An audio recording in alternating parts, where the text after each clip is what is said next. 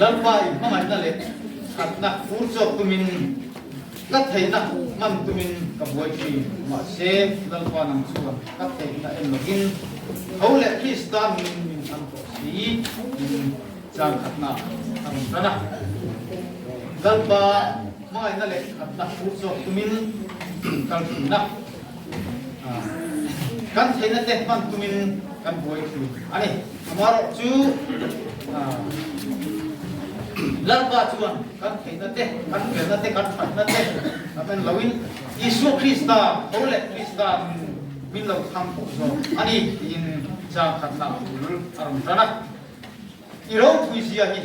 ka puang seng lo khongai chunga khongai le chon la in hele ka taksa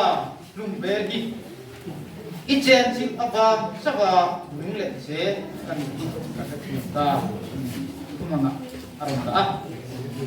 lalbaro puisia hi meni ring suara tu tok tek tam puan sen so chi ruam ani lawa khomai chunga khomai le chona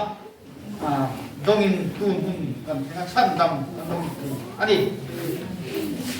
hele kan taksa lum beri lalba chen sina bang cho nung le che ani zanina ko hian he khom puina hian te mani theina bang kan kinna bang renga ron kal long lawang mà thiên thôi ta lại ra cái nào lắm à thế cũng hiểm băng thầy cái gì tân nó cứ chùm đây đầu thế đâu lắm rất lẹ mấy thì nó cái gì chú vàng in mà thiên không phải là ra đi cái gì vậy là lần ba không phải là trên chúng ta và cho vậy gia đình cái thầy cái gì hiền càng phun đi cái thầy cái gì đi